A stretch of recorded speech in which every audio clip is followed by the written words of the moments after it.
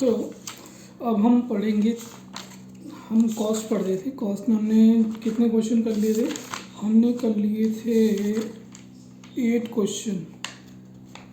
ठीक है, 8 क्वेश्चन कर लिए थे, तो 13 क्वेश्चन है, तो आज हमारा कंप्लीट होना चाहिए। तो हम पहले कुछ क्वेश्चन रिपीट करते हैं। कौन से रिपीट करते हैं? चार स्ट्रैटेजी क्या थी सीएम की? स्ट्रैटेजी, कॉस्ट मैनेजमेंट की 4 स्ट्रैटेजी।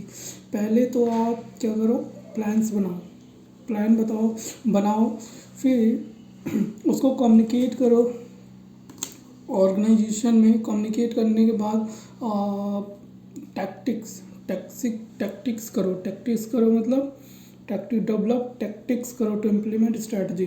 फिर इसको कंट्रोल, मॉनिटर और कंट्रोल करो।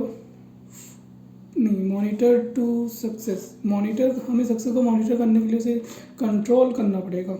डेवलप एंड इम्प्लीमेंट, कंट्रोल करना नहीं पड़ेगा, कंट्रोल इम्प्लीमेंट करना पड़ेगा।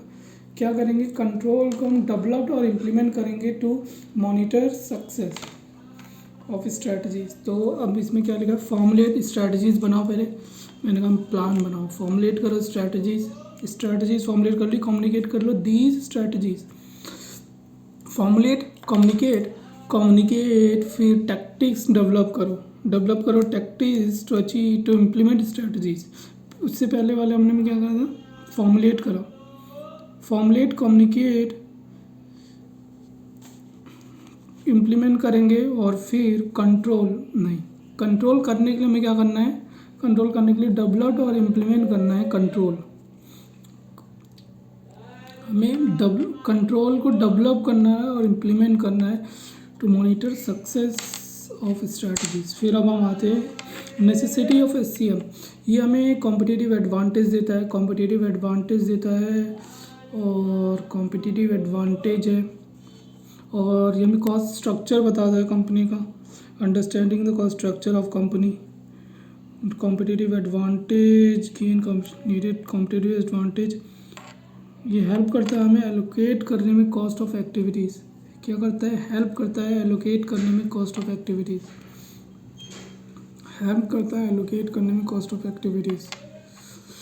ओके। फिर स्ट्रैटेजिक पोजीशन बताता है हमारी कंपनी की। Identify the point of necessity of strategic cost management. ठीक है, और फिर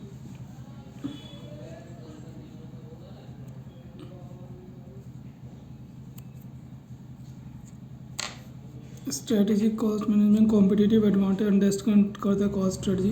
हमें यूज़ करते हैं इंफॉर्मेशन के 4 stages of strategic cost management. Strategic cost analysis हमें यूजेस कॉस्ट इंफॉर्मेशन। हम तो एग्जैक्टली रट रहा था, समझ नहीं रहा।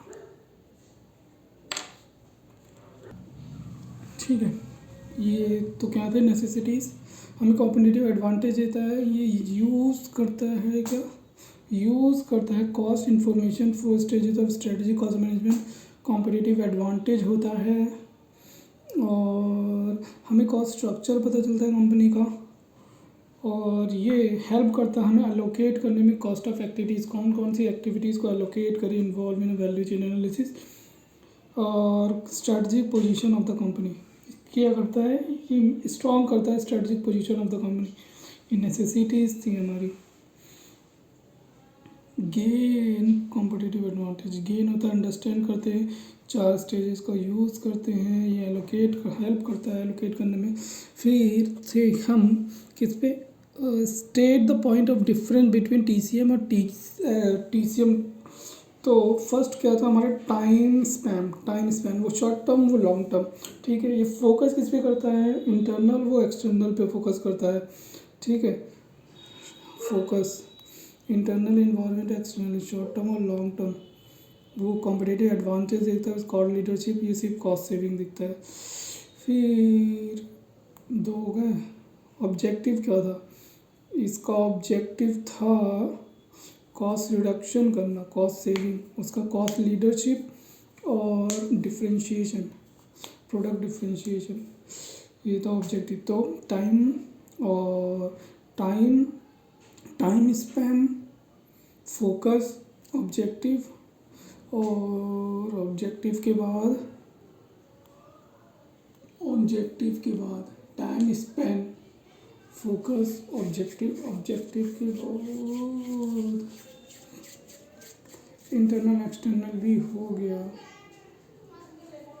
छोटा सा नॉर्मल था, वो ये करता है, वो ये नहीं करता। कॉस्ट रिडक्शन, ये फोकस प्राइमरी इसका ऑब्जेक्टिव है, उसका प्राइमरी ऑब्जेक्टिव नहीं है, वो उसका ऑब्जेक्टिव ही नहीं है, इसका प्राइमरी ऑब्जेक्टिव कॉस्ट रिडक्शन है। अच्छा यहीं से निकाल लो ना, cost reduction, cost saving, time Spain से कॉस्ट सेविंग। और अप्रोच वो ये रिस्क टेकिंग अप्रोच है। कौन सी? ये वाली एससीएम, ये रिस्क एडवर्स अप्रोच है। ठीक है। टाइम फ्रेम में हमारा कॉस्ट सेविंग आता है, time frame, short term, long term. और ये फोकस करता है यहीं से कॉस्ट सेविंग, तो कॉस्ट रिडक्शन का प्राइमरी इसका ऑब्जेक्टिव ही नहीं है। फोकस करता है ये इंटरनल और एक्सटर्नल पे फोकस करता है, प्रोडक्ट डिफरेंशिएशन और कोर कॉम्पिटेंस। एक्सटर्नल पे ऑब्जेक्टिव क्या है इसका? कॉस्ट सेविंग, इसका कॉस्ट लीडरशिप और प्रोडक्ट डिफरेंशिएशन, कॉस्ट में लीडरशिप बनना। और अप्रोच है इसकी रिस्क टेकिंग, और इसकी रिस्क टेकिंग नहीं है। अब कंपोनेंट क्या थे एससीएम के? चार टूल थे। स्ट्रैटेजिक पोजीशनिंग एनालिसिस टूल, तीन टूल थे। स्ट्रैटेजिक पोजीशनिंग एनालिसिस टूल, अभी मैं दूसरा बताता हूँ तुम्हें, structural analysis, cost driver analysis tool और वैल्यू चेन एनालिसिस टूल। तो हमारा स्ट्रैटेजिक पोजीशनिंग, ये हमें पोजीशन बताता है, ये हेल्प करता है, हमें पोजीशन बताता है कि हमारी इंडस्ट्री में पोजीशन क्या है और हम कैसे डिफरेंट है अपने कॉम्पिटिटिव फर्म से। ठीक है। यूजिंग दिस टूल इवैल्यूएट करता है position of the company with in the industry, और इवैल्यूएट करता है हम डिफरेंट कैसे अपने कंपनी से। फिर कॉस्ट ड्राइवर, इसमें आरओ का एग्जांपल देखा था, वो 70,000 का बेचा तो भी वो नहीं है। Cost driver analysis tool, cost driver का मतलब है कि कॉस्ट हमारी आती है, कॉस्ट ड्राइवर की फैक्टर्स हैं। कॉस्ट ड्राइवर का मतलब है फैक्टर जो कॉस्ट के लिए रिस्पॉन्सिबल होते हैं। तो ये क्या करता है, ये फैक्टर को आइडेंटिफाई करता है ताकि रिस्पॉन्सिबल है जो कॉस्ट इंकर करने के लिए टीसीएम टेक्निक में। ये अंडरस्टूड करता है कॉस्ट टोटली, ये समझता है कि भैया सिर्फ प्रोडक्शन पे कॉस्ट डिपेंड नहीं करती, but SCM used to understand only production is not responsible for the cost of many factor other than the level of production। Example के लिए दे रखा है। तो 3 तरीके बताए थे उसने, दो कैटेगरीज बताई थी कि हम कॉस्ट ड्राइवर को कैसे डिवाइड कर सकते हैं। कॉस्ट ड्राइवर को 2 कैटेगरीज में, पहले एक स्ट्रक्चरल, एक फंक्शनल का एग्जीक्यूशनल। स्ट्रक्चरल कि भैया ज़्यादा बड़ा है कम है, अगर ज़्यादा बड़ा है तो कॉस्ट कम आएगी, और छोटा है तो कॉस्ट ज़्यादा आएगी। It's related to structure of organisation. Structure में ऑर्गेनाइजेशन का structure, how big and how small. If the company produces large scale पे प्रोड्यूस कर रही है तो कॉस्ट पर यूनिट कम आएगी, कम स्केल पे प्रोड्यूस करिए कॉस्ट पर यूनिट ज़्यादा आएगी। ठीक है। और फिर एग्जीक्यूशनल अपनी रिसोर्सेज को कैसे एग्जीक्यूट कर लेते हैं। जहाँ पे अनस्किल लेबर चाहिए, आप वहाँ पे स्किल लेबर आते तो हम अपने रिसोर्सेज का अनयूटिलाइज कर रहे हैं, यूटिलाइज नहीं कर रहे। Related how management execute its operation, अपने ऑपरेशन कैसे एग्जीक्यूट करती है resources, that is how uses it resources.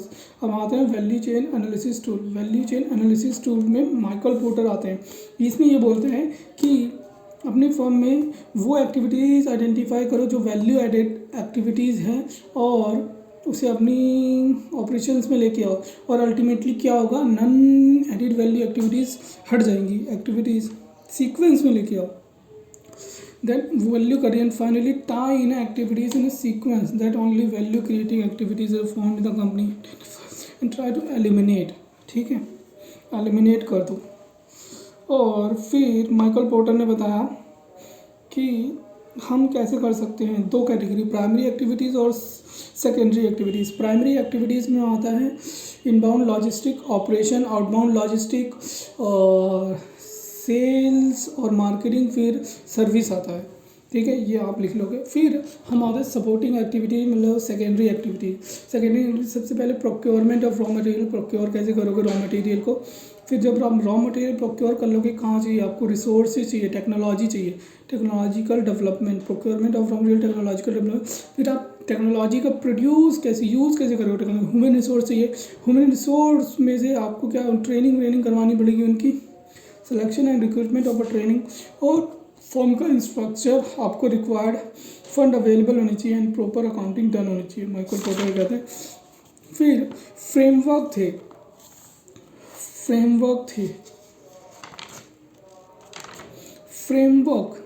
क्या होता है, शेप एंड स्ट्रेंथ देता है। Framework for value chain analysis, industry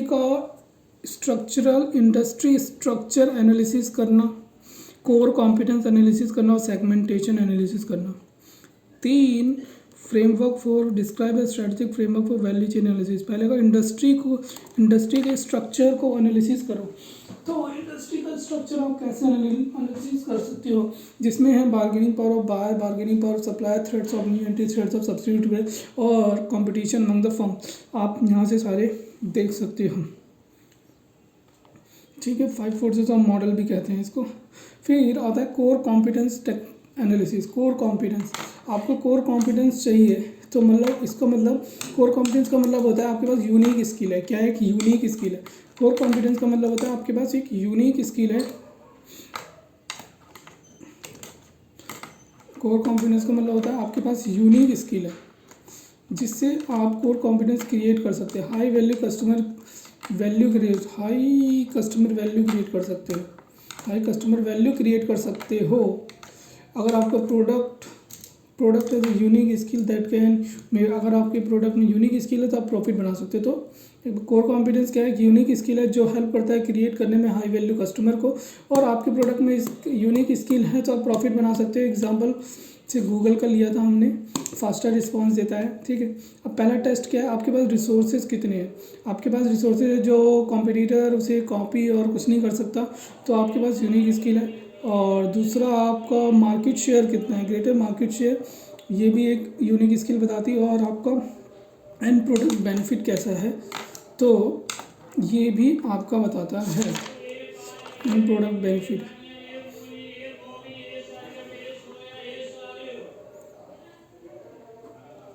फिर अब हमने ये देख लिया हमारे कोर कॉम्पिटेंस हम कैसे डिसाइड कर, हमें मिल गया। Now identifying the core competent business definitely desire to use the competitive advantage of the following can do so. तो पहला स्टेप है आइडेंटिफाई करो कॉम्पिटेंसीज क्या है बिजनेस की, फिर इसे इम्प्लीमेंट करो एक बिजनेस सेगमेंट में। फिर क्या करो, रीडिज़ाइन करो वैल्यू चेन एक्टिविटीज़ जिससे आप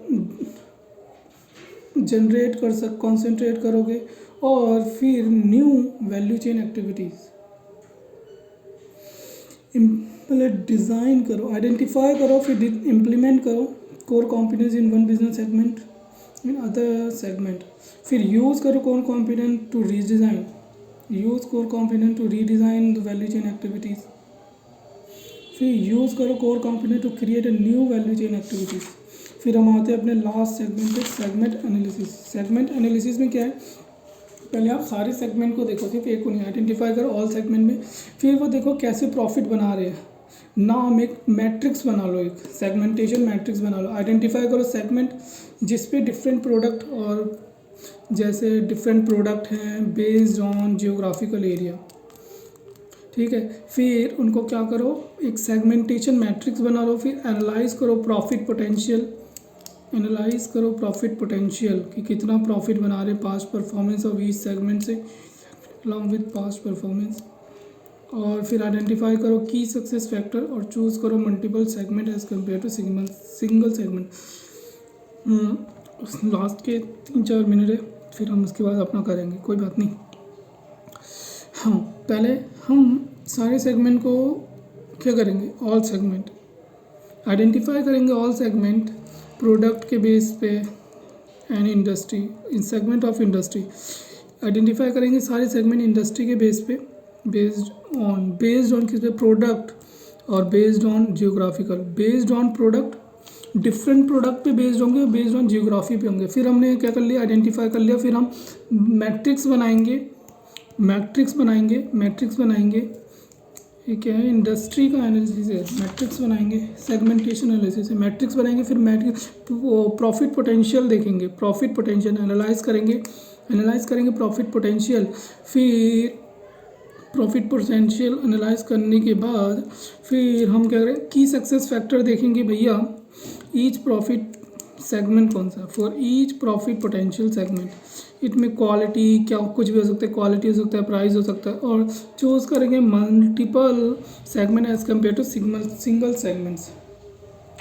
ठीक है, अब हम करते हैं नेक्स्ट क्वेश्चन। 15 मिनट में हमने रिवाइज करा है ये सारी चीज़ें, 1 4 5 6 7 7 8, अब 9th क्वेश्चन करने जा रहे हैं। इसका क्या है, right a short note on superior performance and competitive advantage. Short note बताओ, सुपीरियर परफॉर्मेंस और कॉम्पिटिटिव एडवांटेज। कॉम्पिटिटिव एडवांटेज आपको कैसे मिलता है, कॉम्पिटिटिव को या तो कॉस्ट लीडरशिप हो, प्रोडक्ट डिफ्रेंशिएशन हो आपके पास। सुपीरियर परफॉर्मेंस का अगर कंपनी डिज़ायर करती है, अगर वो अच्छा प्रॉफिट चाहती है, ह्यूज प्रॉफिट चाहती है, then it must achieve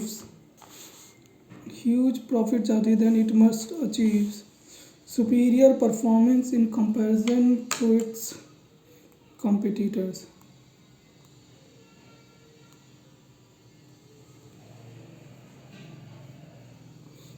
If a company desires huge profit, अगर कंपनी ह्यूज प्रॉफिट करना चाहती है तो उसको अचीव करना पड़ेगा क्या, सुपीरियर परफॉर्मेंस और competitive advantage. Superior performance in comparison to उसके कॉम्पिटिटर से, और कॉम्पिटिटिव एडवांटेज उसके कॉम्पिटिटर से कंपेयर करेंगे, राइट। तो attain the both this objective company must have following 2 different core competencies as compare to competitor. अगर ये 2 चीज़ें चाहिए क्या, सुपीरियर परफॉर्मेंस और कॉम्पिटिटिव एडवांटेज, सुपीरियर परफॉर्मेंस और कॉम्पिटिटिव एडवांटेज चाहिए तो कंपनी को क्या करना पड़ेगा, 2 चीज़ें होनी चाहिए उसके पास, क्या, प्रोडक्ट डिफ्रेंशिएशन और कॉस्ट लीडरशिप। कॉम्पिटिटिव एडवांटेज के लिए प्रोडक्ट डिफ्रेंशिएशन, कॉस्ट लीडरशिप बताया था मैंने। तो प्रोडक्ट डिफ्रेंशिएशन कैसे होता है, प्रोडक्ट डिफ्रेंशिएशन एप्पल का एग्जांपल है, प्रोडक्ट की कॉस्ट लीडरशिप आ गया तुम्हारा, पहले नोकिया था, अब तुम्हारा ये आ गया रेडमी, कॉस्ट लीडरशिप। तो प्रोडक्ट डिफ्रेंशिएशन कहते हैं, feel that the product your company, it occur when customer feels that product of your company provide higher quality. आपका प्रोडक्ट कस्टमर फील करता है कि आपका प्रोडक्ट हायर क्वालिटी प्रोवाइड करता है as compare to your competitor, आपके competitor के according. This feeling of customer will have to product differentiation. तो प्रोडक्ट डिफ्रेंशिएशन हेल्प करेगी, ये फीलिंग आपको प्रोडक्ट डिफ्रेंशिएशन में हेल्प करेगी। तो प्रोडक्ट डिफ्रेंशिएशन हम अचीव कर सकते हैं द फॉलोइंग टेक्निक से। पहला, बेटर क्वालिटी होनी चाहिए, company should offer better quality product with same price range, similar product, better quality होनी चाहिए सेम प्राइस रेंज में। पहला कैसे कर सकते हो आप, ओवर कॉन्फिडेंस चाहिए, और product differentiation, better quality product with same price range, ठीक है। इनोवेटिव होना चाहिए product as early as possible as competitor. आपको इनोवेट करना पड़ेगा अपने कॉम्पिटिटर से पहले। Company should provide superior customer responsiveness, reducing waiting time and, तो आपको the better quality with same price range. फिर आपको क्या होगा, इनोवेटिव प्रोडक्ट होने चाहिए as compare to your competitor, as early as possible as compare to your competitor, as early as possible as compare to इस competitor. और company को अपने कस्टमर को क्या, सुपीरियर कस्टमर रिस्पॉन्सिवनेस होनी चाहिए, मतलब कि आप कुछ भी हो आपको रिस्पॉन्स जल्दी करना है, कंप्लेन करना है तो आपको रिस्पॉन्स जल्दी करना है, reduce waiting time, reduce delivery time. After achievement of the product differentiation advantage, company take benefit in 2 ways। First way, keep the increasing selling price. जब आपको प्रोडक्ट डिफ्रेंशिएशन का बेनिफिट हो जाएगा तो आप क्या कर सकते हो, इंक्रीज कर सकते हो सेलिंग प्राइस को till the customer ready to pay, जहाँ तक कस्टमर पे करने को रेडी है आप इंक्रीज कर सकते हो प्राइस को, एंड अर्न कर सकते हो huge profit. Second way, keep fixed price below premium and get huge market share. Keep fix price below premium price and get huge market share. आप अपने प्राइस को फिक्स रख सकते हो, बट प्रीमियम प्राइस से कम थोड़ा रखना और अपना आपको मार्केट शेयर मिल जाएगा। तो तीन चीज़ें आपको प्रोडक्ट डिफरेंशिएशन के लिए क्या चाहिए। प्रोडक्ट डिफरेंशिएशन आपको कैसे मिलेगा, कस्टमर जब आपका प्रोडक्ट यूज़ करता है तो उसको वैल्यू मिलती है, वैल्यू फॉर मनी मिलती है और हायर क्वालिटी मिलती है एज़ कम्पेयर टू कम्पिटिटर। तो ये हमें डिफरेंशिएशन क्रिएट करके देता है। तो तीन चीज़ें करनी पड़ेगी आपको, प्रोडक्ट क्वालिटी प्रोडक्ट देना पड़ेगा with same range of price, आपको प्रोडक्ट में इनोवेशन रखना पड़ेगा as soon as possible, as early as possible as compare to your competitor. और थर्ड, आपको रिस्पॉन्सिवनेस हायर रिस्पॉन्सिबल रखनी पड़ेगी, superior customer responsive, example reduce waiting time और delivery time. जिससे आप क्या कर सकते हो, आप हायर प्राइस भी चार्ज कर सकते हैं जितना कस्टमर पे करने को रेडी है। Charge higher price as much as customer is ready to pay, selling price customer is ready to pay, earn huge profit कमा सकते हो। अब कॉस्ट लीडरशिप, आप कॉस्ट लीडरशिप कैसे कर सकते हो, आपको ह्यूज प्रोडक्शन करना पड़ेगा। Attain the economic of scale by producing high volume, देखा ह्यूज प्रोडक्शन करना पड़ेगा। Attain economic of scale, purchase raw material bulk to get discount from supply, आप ज़्यादा मटेरियल खरीदोगे जिससे आपको क्या मिलेगा, डिस्काउंट मिलेगा सप्लायर से। ज़्यादा मटेरियल खरीदोगे तो आपको डिस्काउंट मिलेगा सप्लायर से।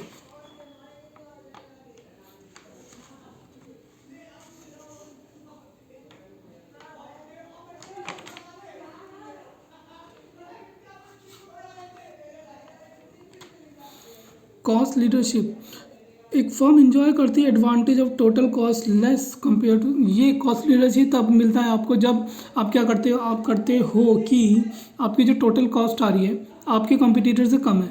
आप कॉस्ट लीडरशिप तब इंजॉय करते हो जब आपकी टोटल कॉस्ट जो है आपके कंपटीटर से कम है, total cost less as compare to competitor. Now the firm can advantage, दो तरीक़ों से advantage, first selling price below selling price as competitor, दो तरीक़ों से कर सकते हो आप कॉस्ट लीडरशिप। पहला, जो सेलिंग प्राइस बेच रहा है बंदा, जो आपका कंपटीटर सेलिंग प्राइस बढ़ रहा है उससे कम पे बेचो।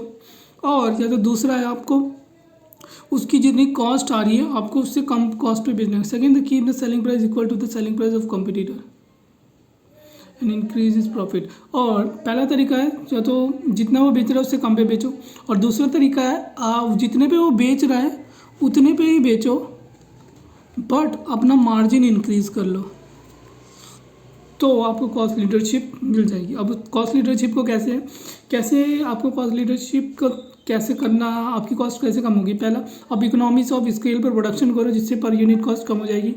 ठीक है, आप लार्ज क्वांटिटी में रॉ मटेरियल खरीदो जिससे आपकी कॉस्ट कम हो जाएगी, डिस्काउंट मिल जाएगा। और manufacturing unit area where government giving advance, और सेट करो मैन्युफैक्चरिंग यूनिट वहाँ पे जहाँ पे गवर्नमेंट क्या कर रही है, एडवांटेज दे रही है। सेट करो मैन्युफैक्चरिंग यूनिट वहाँ पे जहाँ पे गवर्नमेंट एडवांटेज दे रही है। जैसे आंध्र प्रदेश हो गया, Modi government reimburses 5 employ of first 5 year, company must keep the reduction cost should not be reduce by compromising quality, cost इतनी मत कम कर देना, cost should not be reduce by the compromising, cost इतनी मत कम कर देना जिससे आपकी क्वालिटी रिड्यूस हो जाए, तो ये डेंजरस है कंपनी के लिए। तो ठीक है, कॉस्ट कैसे कर सकते हो आप जब आपकी कंपटीटर की कॉस्ट जब आपकी cost as compare to your competitor कम है तो आप कॉस्ट लीडरशिप, और दो तरीके हैं आपको कॉस्ट लीडरशिप कह रहे हैं, या तो आप सेलिंग उतने पे बेचो और आपकी कॉस्ट कम हो as compare to your competitor, और या तो जितना वो सेलिंग प्राइस जिसका आपका कंपटीटर है आप उससे कम पे बेचो तो आपको कॉस्ट लीडरशिप मिल सकती है। और कैसे मिलेगी, या तो इकोनॉमिक्स ऑफ स्केल के लिए आप ह्यूज प्रोडक्शन करो, या तो बल्क मटेरियल रॉ मटेरियल लो जिससे आपको ह्यूज डिस्काउंट मिलेगा, और मैन्युफैक्चरिंग यूनिट वहाँ पे सेटअप करो जहाँ पे गवर्नमेंट की पॉलिसीज़ है, यहाँ पे आपको इंसेंटिव मिलेगा, एडवांटेज। ये क्वेश्चन हमारा खत्म हो गया। क्वेश्चन 9 था हमारा सुपीरियर परफॉर्मेंस और कॉम्पिटिटिव एडवांटेज, नोट बताओ। तो नोट में डिफरेंशिएशन था, डिफरेंशिएशन में आपने देख लिया प्रोडक्ट डिफरेंशिएशन और कॉस्ट लीडरशिप। अब नेक्स्ट 10th क्वेश्चन है हमारा, right short note on value chain approach assessing competitive advantage. Right short note on value chain approach मतलब एक शॉर्ट नोट लिखो, value chain approach, right short on value chain approach value chain approach for किस लिए accessing competitive advantage. आपको competitive advantage चाहिए, आपको competitive advantage चाहिए। Okay, तो इस पर वैल्यू चेन अप्रोच लिखो। कॉम्पिटिटिव एडवांटेज चाहिए तो आपको वैल्यू चेन अप्रोच लिखनी है। ओके,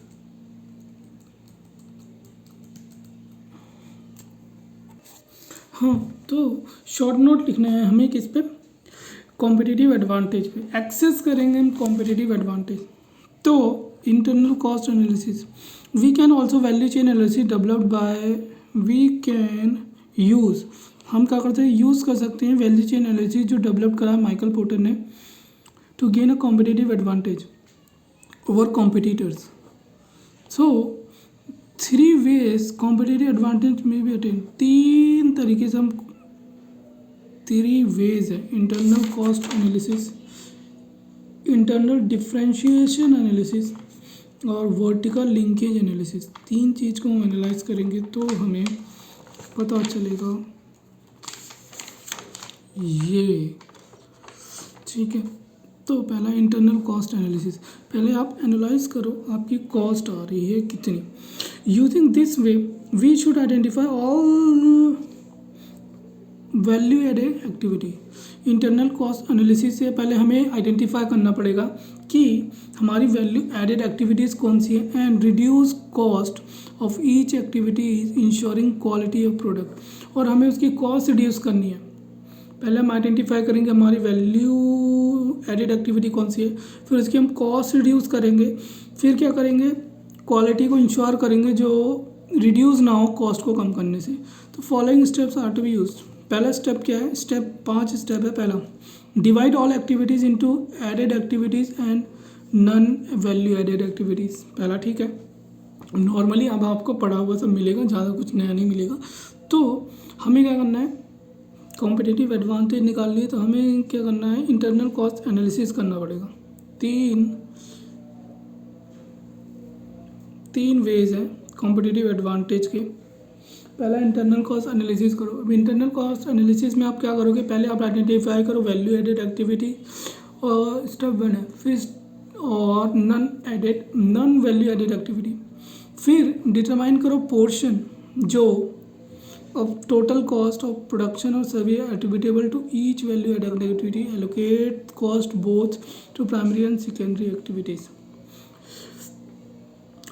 पहले टोटल कॉस्ट निकालो, फिर आप आइडेंटिफाई करो हर एक एक्टिविटी पे कितनी कॉस्ट आ रही है, वैल्यू एडेड एक्टिविटी पे। डिटरमाइन करो portion of total cost of product और service attributable to each value added activity, allocate cost both primary and secondary activities. दोनों पे एलोकेट कर दो कॉस्ट को, both primary and secondary activities. तो पहले हमने क्या करा, वैल्यू एडेड एक्टिविटीज़ और नॉन वैल्यू एडेड एक्टिविटीज़ को देखा। फिर स्टेप 1 था। स्टेप 2 में हमने क्या किया, जो हमारे पहले टोटल कॉस्ट थी, total portion of total cost का हमने एलोकेट कर दिया वैल्यू एडेड एक्टिविटीज़, चाहे वो प्राइमरी हो चाहे सेकेंडरी हो, ठीक है, एट्रीब्यूट कर दिया ईच वैल्यू एड एक्टिविटीज़ में, चाहे वो प्राइमरी हो चाहे सेकेंडरी हो। फिर हमने क्या करा, आइडेंटिफाई करे फैक्टर जो रेलेवेंट है इंक्रीज और डिक्रीज करने के लिए cost of each value and activities. हमने फैक्टर आइडेंटिफाई करे जो रेलेवेंट है इंक्रीज और डिक्रीज करने के लिए cost in value added activities, ठीक है। हमारे 3 स्टेप हो गए। पहला, एडेड और नॉन एडेड को आइडेंटिफाई करो, डिवाइड करो ऑल एक्टिविटीज़ को एडेड एक्टिविटीज़ और नॉन वैल्यू एडेड एक्टिविटीज़ में डिवाइड कर दिया। फिर डिवाइड करने के बाद अब ऐसा करो, टोटल कॉस्ट निकालो, पोर्शन डिटरमाइन करो portion of total cost of service और product which are attributable to added activities, जिसमें प्राइमरी और सेकेंडरी दोनों आ जाती है, ठीक है। फिर जब हमने ये कर दिया, फिर देखो तीसरा, फिर तुम क्या करो, आइडेंटिफाई करो वो एक्टिविटीज़ जहाँ पे कॉस्ट को कम किया जा सकता है। आइडेंटिफाई करो फैक्टर, एक्टिविटीज़ नहीं, आइडेंटिफाई करो फैक्टर जो रेलेवेंट है, फैक्टर को आइडेंटिफाई करो जो रेलेवेंट है इंक्रीज और डिक्रीज करने में cost of each value adding activities, ठीक है, जो ईच वैल्यू एडिंग एक्टिविटीज़ को कॉस्ट को करने में आइडेंटिफाई है। आइडेंटिफाई करो फैक्टर जो रिस्पॉन्सिबल है जो रेलेवेंट है इंक्रीज और डिक्रीज करने के कॉस्ट, जो रेलेवेंट है इंक्रीज और डिक्रीज करने का, इंक्रीज और डिक्रीज करता है cost of each value adding activities. ठीक है, फिर फोर्थ स्टेप आ गया हमारा, identify link between the cost and activity relation to cost of other activities. अब ये क्या बोल रहा है, आइडेंटिफाई करो, क्या करना है हमें, आइडेंटिफाई करना है link between cost of an activity in relation to cost of other activity. Identify करना है link between cost of an activity in relation to cost of other activity. Identify करना है link between cost of an activity in relation to cost of other activity.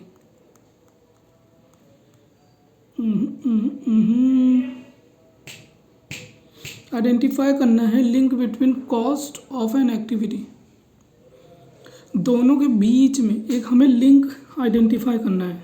Link identify करना है किसमें, cost of an activity, जो activity की cost आ रही है in relation to other activity, दोनों। अच्छा, लिंक, एक एक्टिविटी की कॉस्ट है और जो दूसरी एक्टिविटी की कॉस्ट है, दोनों के बीच में जो लिंक है वो आइडेंटिफाई करना है। Because cost reduction in one activity में increase cost of other activity. इससे क्या होगा, अगर हम क्या पता कोई एक की कॉस्ट में रिडक्शन करें तो दूसरी की कॉस्ट इंक्रीज हो जाए, तो हमें क्या देखना है, रिलेशन देखना है, आइडेंटिफाई करेंगे लिंक आइडेंटिफाई करेंगे। फॉर एग्जांपल, तो हमारे 4 स्टेप वैलिड हमें क्या करना है, डिवाइड करना है सारी एक्टिविटीज़ को वैल्यू और नॉन वैल्यू में।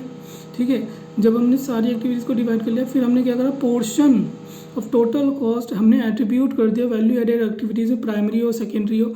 फिर हमने आइडेंटिफाई करे फैक्टर, जो क्या है, आइडेंटिफाई करे फैक्टर जो रेलेवेंट है इंक्रीज और डिक्रीज करने के लिए कॉस्ट को। फिर हमने क्या करा, आइडेंटिफाई करा लिंक, जो एक लिंक आइडेंटिफाई करा between cost of an activity in relation to other activity. Because ये क्या होता है, एक का कॉस्ट रिडक्शन करेंगे तो दूसरे का कॉस्ट इंक्रीज हो सकता है। और फिफ्थ स्टेप है हमारा, इवेल्युएट करेंगे each value added activity in detail and identify करेंगे larger opportunity for reducing cost. फिर फिफ्थ स्टेप है, हमने क्या कहा, हम इवेल्युएट करेंगे ईच वैल्यू एडेड एक्टिविटीज़ को और अपॉर्चुनिटी देखेंगे, डिटेल में इवेल्युएट करेंगे और आइडेंटिफाई करेंगे opportunity to reduce cost. By following above step company can identify the value added activities. तो पहला है वैल्यू एडेड और नॉन वैल्यू एडेड। पहले इसको करो, जब आपने इसको कर लिया, फिर इसमें से पोर्शन क्या करो, पोर्शन डिटरमाइन करो, पोर्शन ऑफ ऑल कॉस्ट और सर्विस क्या करते हैं हम, एट्रीब्यूट कर दे to each value added activities whether is the primary और secondary both allocate value added activity, allocate कर दे कॉस्ट ऑफ प्राइमरी और सेकेंडरी। जब हमने प्राइमरी और सेकेंडरी में एलोकेट कर दिया, तो अब हमें क्या करना है, अब हमें देखना है वो फैक्टर जो रिलेटेड टू इंक्रीज और decrease the cost of the activity. ठीक है, आइडेंटिफाई करेंगे फैक्टर जो रेलेवेंट है इंक्रीज और डिक्रीज करने की कॉस्ट में। फिर फोर्थ स्टेप में जब हमने इंक्रीज और डिक्रीज देख लिया, फिर हमें लिंक देखना है। जब हम इंक्रीज और डिक्रीज अब हम लिंक देखना है between the activities, link of cost of one activities to other activities, because reduce in cost of one activity may increase in cost of other activities। फिर फिफ्थ में इवेलुएट करेंगे सारी activities को in detail, evaluate करेंगे each value added activities और larger opportunity for cost reduction, और identify करेंगे larger opportunity of cost reduction. ठीक है, by following every step company क्या कर सकती है, those value activity reduce considerably, finally company achieve the competitive advantage. इस ये करने से कॉम्पिटिटिव एडवांटेज उसको मिल सकता है। अब आते हैं सेकंड, इंटरनल डिफरेंशिएशन एनालिसिस पे। इंटरनल डिफरेंशिएशन एनालिसिस पे। सेकंड पे आते हैं इंटरनल डिफरेंशिएशन एनालिसिस पे। Using this way we should identify all value added activities and reduce cost of each activities.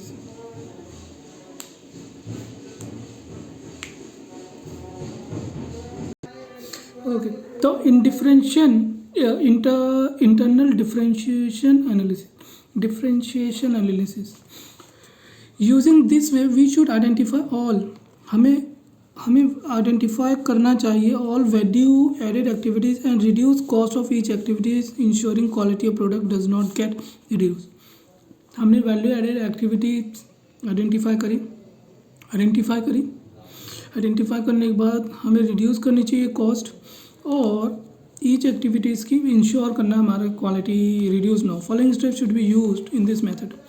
ABC 3 step है। पहला, आइडेंटिफाई करो all activities which activities by which, जिसमें customer feel that he is getting more value. वो identify करो activities जिसमें customer को feel होता है कि उसको मोर वैल्यू मिल रही है from the product then the price paid for the product. ये डिफरेंशिएशन एनालिसिस में आ गए हम पे करने पे, है ना। डिफरेंशिएशन, उसको मोर वैल्यू मिल रही है जितना उसने पे किया है उससे, वो एक्टिविटीज़ आइडेंटिफाई करो, ठीक है। फॉलोइंग स्ट्रेटजीज में be use to enhance customer value. ये सारी स्ट्रेटजीज जिससे कस्टमर की वैल्यू इंक्रीज हो सकती है। Offer superior feature in product, example premium phones. Superior features दो, आपको सुपीरियर फीचर्स दो। यूज़ करो effective marketing use for customer. Ensure on time delivery of product और ऑफर करो better quality product at a price near to competitor. Better quality at a price near to competitor. तो पहले आपको क्या करना है, सारी वैल्यू एडेड एक्टिविटी आइडेंटिफाई करनी है, फिर उसकी रिड्यूस करो कॉस्ट, पर ऐसा करना कि कॉस्ट मतलब क्वालिटी रिड्यूस ना हो। फिर पहला आप क्या करो, वो एक्टिविटीज़ आइडेंटिफाई करो जिससे कस्टमर को लगता है उसको मोर वैल्यू मिल रही है, एज़ कम्पेयर टू प्राइस जो उसने पे किया है। फिर आप क्या करो, उसको प्रीमियम मतलब हाई सुपीरियर फीचर्स दो, कस्टमर को प्रोडक्ट में सुपीरियर फीचर्स दो। और मार्केटिंग करो, marketing for customer, use effective marketing for customer. Marketing करोगे और आप उससे हाई क्वालिटी दो, हाई क्वालिटी प्रोडक्ट दो, प्रोडक्ट एट अ प्राइस जो कस्टमर से, और ऑन टाइम डिलीवरी करो, तो इससे भी वैल्यू एडेड होगा। और फिर इवैल्यूएट करो अबव स्ट्रैटेजीज़ को एंड फाइंड करो the best suitable strategy to good feel to customer can enhance. तो इवैल्यूएट करो इन सारी स्ट्रैटेजीज़ को और फाइंड करो कि बेस्ट स्ट्रैटेजी कौन सी है, उसे यूज़ करो। तो इंटरनल डिफरेंशिएशन, ठीक है। वैल्यू एडेड एक्टिविटी और नॉन वैल्यू एडेड एक्टिविटी से आपने आइडेंटिफाई किया, उसकी कॉस्ट रिड्यूस करो, बट इतने मत कर देना कि भैया कि वो कस्टमर जो है उसकी क्वालिटी ख़राब हो जाए। तो आप 3 तरीके से प्रोडक्ट मोर वैल्यू मिल सकती है आपको। Following step use this method. पहला, आप एक्टिविटीज़ आइडेंटिफाई करो जिससे कस्टमर क्या उसको मोर वैल्यू मिल रही है as compare to his price जो उसने पे करा। Identify all activities customer feel करता है that in getting more value from the product then the price जो उसने पे करा है, नॉर्मली वही है। फिर आप ये करो, फॉलोइंग स्ट्रेटजीज, ये आपका इन्हेंस करता है कस्टमर। आप उसको क्या कर दो, सुपीरियर प्रोडक्ट फीचर्स दो, ऑफर करो सुपीरियर फीचर इन प्रोडक्ट में ऑफर करो। और customer marketing for customer, effective marketing for customer. फिर आप टाइमली डिलीवरी करो और उसको हाई क्वालिटी प्रोडक्ट दो as same price of the competitor. फिर आप इसमें से बेस्ट स्ट्रैटेजीज यूज़ करो, इवैल्यूएट करो स्ट्रैटेजीज़ को and find the best strategy और उसको इम्प्लीमेंट कर दो, जिससे हो जाएगा। अब आएंगे इंटरनल डिफरेंशिएशन एनालिसिस हो गया। अब आगे वर्टिकल लिंकेज एनालिसिस। वर्टिकल, ये हॉरिजॉन्टल, ये वर्टिकल लिंकेज मतलब आप सप्लायर को खरीद लो या तो रिटेलर से कर लो, या रिटेलर नहीं, distributor. Vertical linkage in simply it is simply comparison value chain of an organization with value chain of its. ये क्या है? कंपैरिजन है। कंपैरिजन है value chain of organization, organization का वैल्यू चेन किससे? Value chain of industry. Comparison है organization and industry value chain, value chain का comparison of organization का वैल्यू चेन, इंडस्ट्री का value chain. Organization must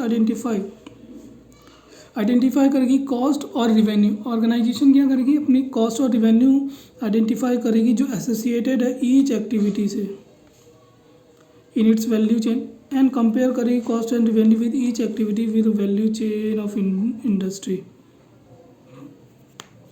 assessing competitive internal differentiation linkage of analysis. अच्छा, vertical linkage मतलब ये comparison करता है value chain of organization with value chain of industry. ठीक है, अब ऑर्गेनाइजेशन आइडेंटिफाई करेगी कॉस्ट एंड रिवेन्यू जो एसोसिएटेड है ईच एक्टिविटी से।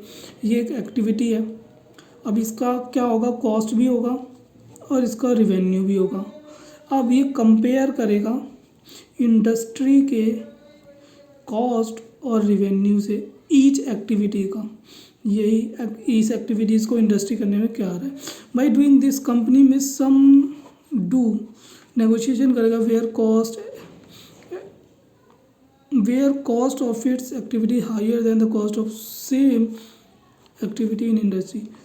एवब each activity has cost its impact करेगा रिवेन्यू पे। A firm should compare the cost with value chain industry come across many activities whereby industry incurring less cost, so now this firm negotiate with the supplier or even a change supplier।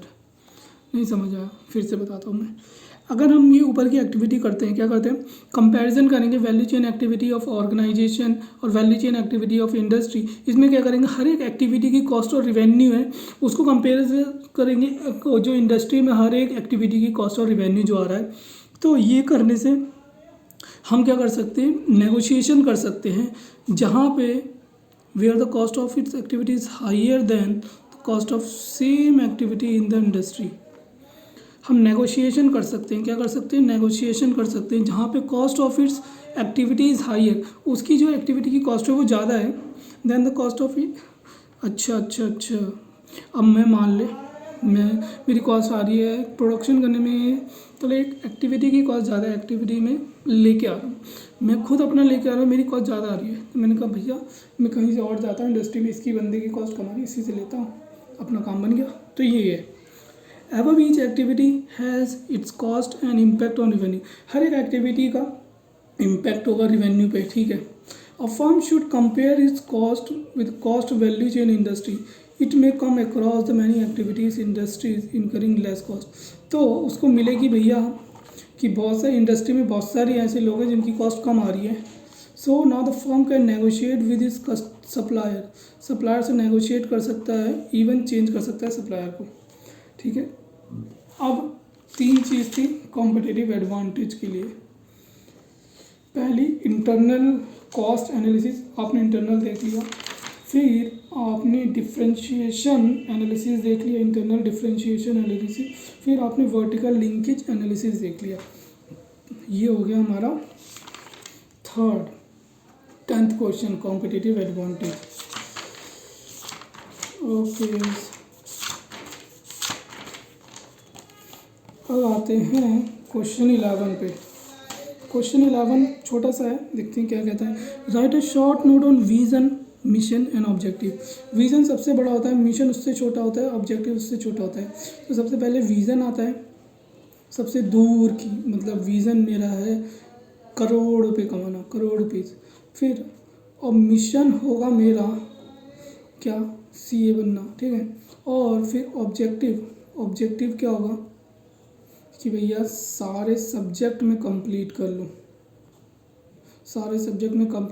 Test दे दूँ, सब कुछ कर लूँ, ये मेरा objective है। अब उससे भी नीचे आ सकते हैं हम डे टू डे में। अब डे टू डे में यहाँ भी ऑब्जेक्टिव बना सकते हैं। तो नॉर्मली ये होता है। A company mission statement help replying of following answer. Mission statement help करती है कि भैया आपको ये आंसर मिल जाएगा। कौन सा आंसर मिल जाएगा कि अगर किसी कंपनी का मिशन स्टेटमेंट है तो उसमें आपको क्या क्या आंसर मिल सकते हैं। व्हाट काइंड ऑफ प्रोडक्ट और service will the company offer, कौन से प्रोडक्ट और सर्विस कंपनी ऑफर करने वाली है, ये उनके मिशन स्टेटमेंट में मिल जाएगा।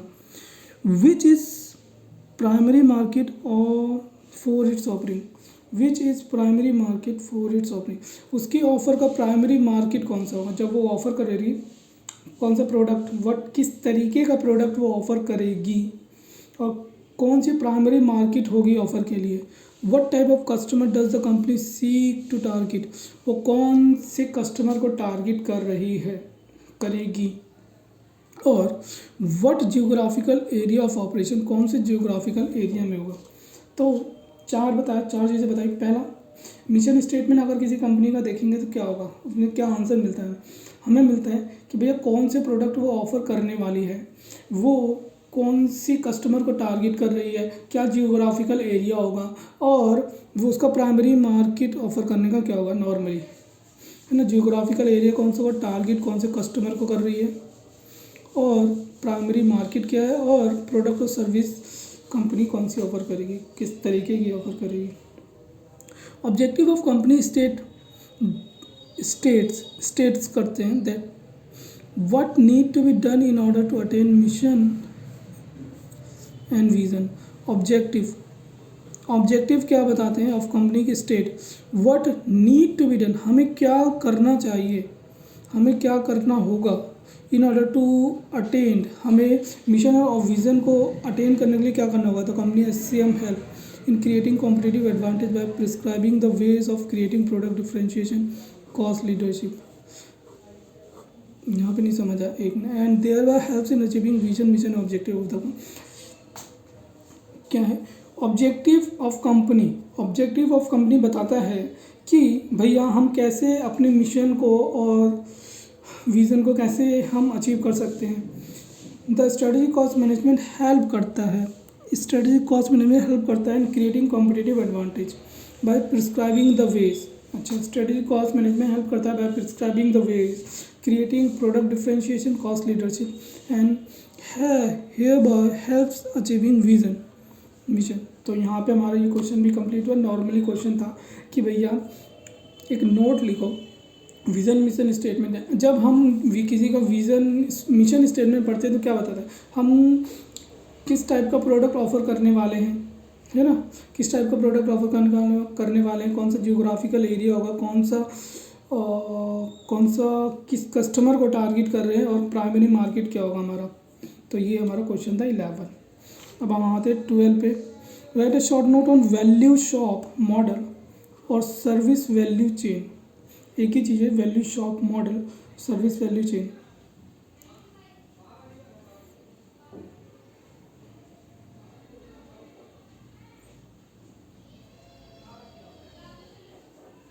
Value shop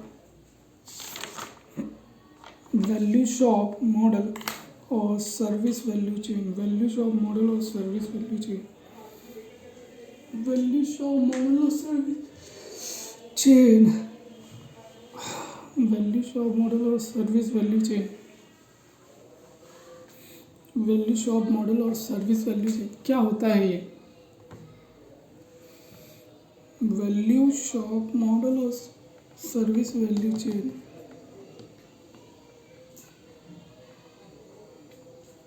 value shop model और service value chain.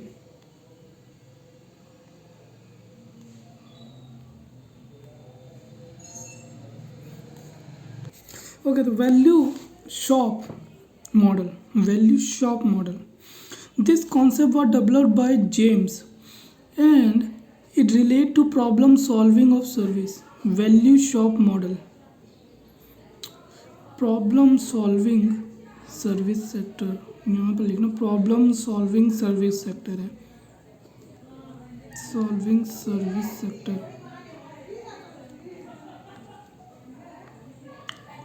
This concept was developed by Mr. James and it is related to problem solving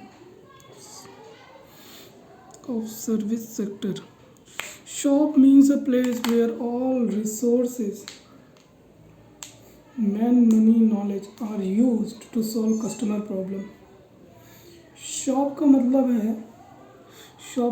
है man machine, man money knowledge, man money knowledge लगता है।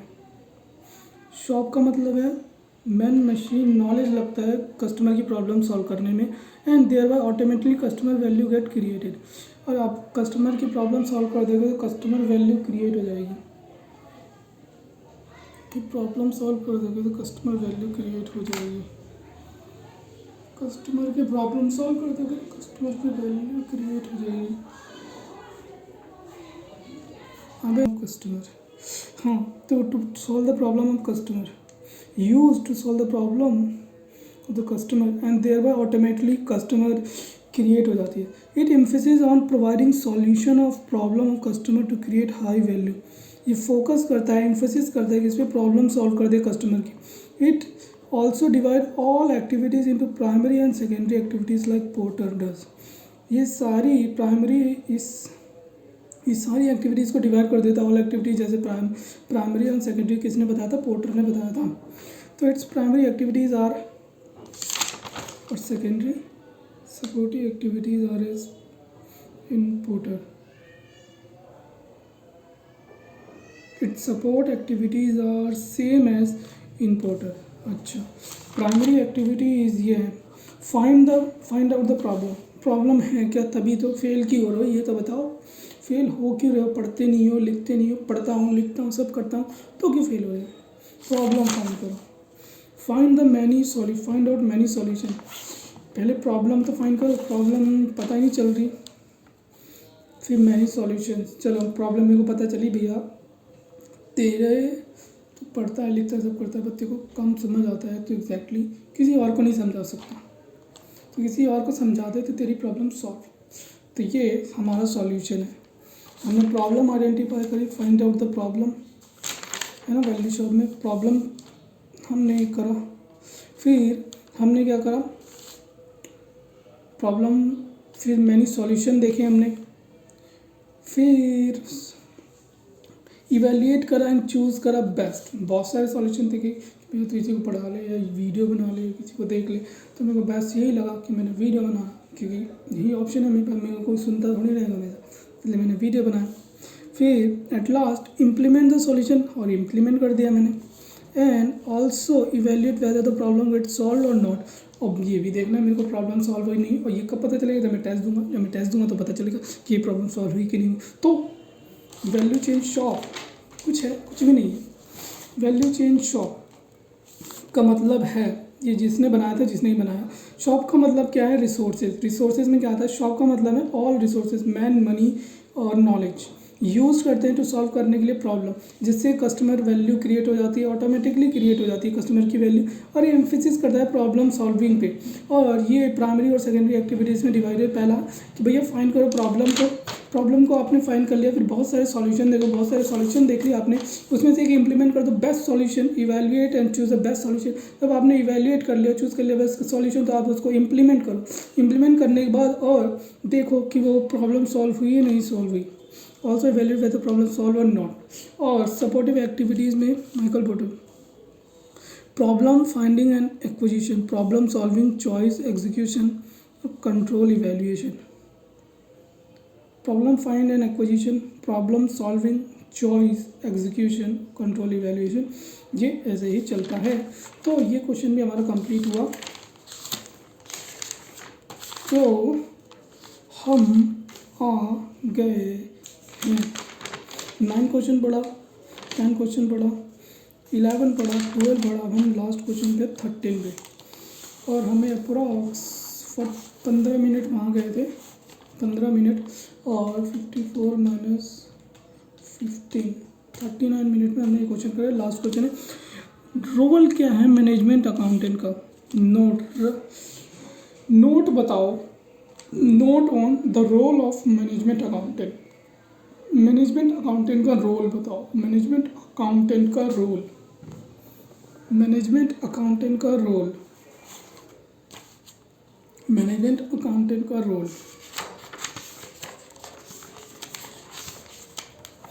Management accountant का role. Management accountant का role. Okay. Management accountant means a person who knows all concept.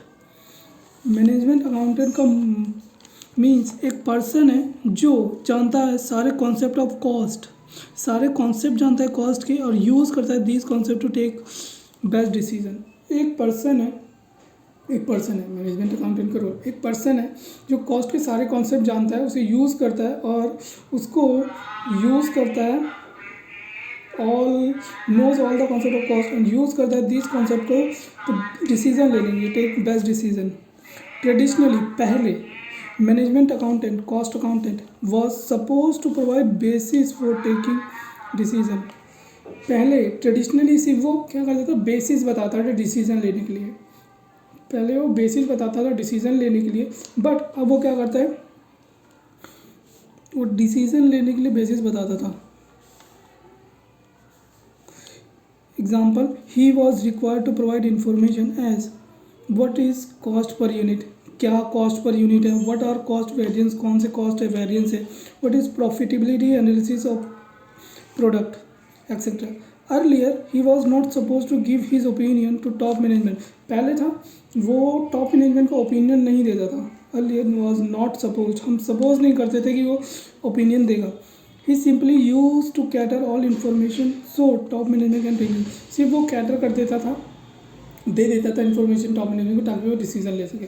तो क्या है management accountant? एक person है जिसके पास सारी कॉन्सेप्ट की सारी नॉलेज है, को ऑल कॉन्सेप्ट है कॉस्ट के सारे कॉन्सेप्ट है उसके पास, और वो यूज़ करता है डिसीजन मेकिंग में, best decision making. Use the concept to take best decision making. पहले ट्रेडिशनली क्या होता था, जो कॉस्ट मैनेजमेंट था वो क्या करता था, प्रोवाइड कर देता था बेसिस ऑफ टेकिंग डिसीजन का बेस प्रोवाइड कर देता।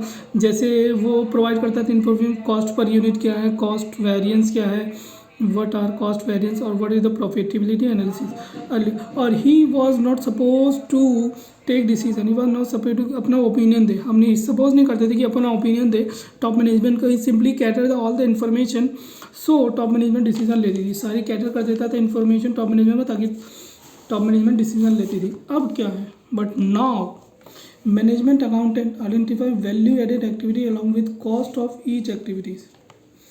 अब क्या है, ये वैल्यू एडेड एक्टिविटी भी हो गया और हर एक एक्टिविटी का कॉस्ट भी हो गया है, क्योंकि जब कोई एक्टिविटी करोगे तो इस पर कॉस्ट तो आएगी, भले ही वो वैल्यू एडेड हो या ना हो।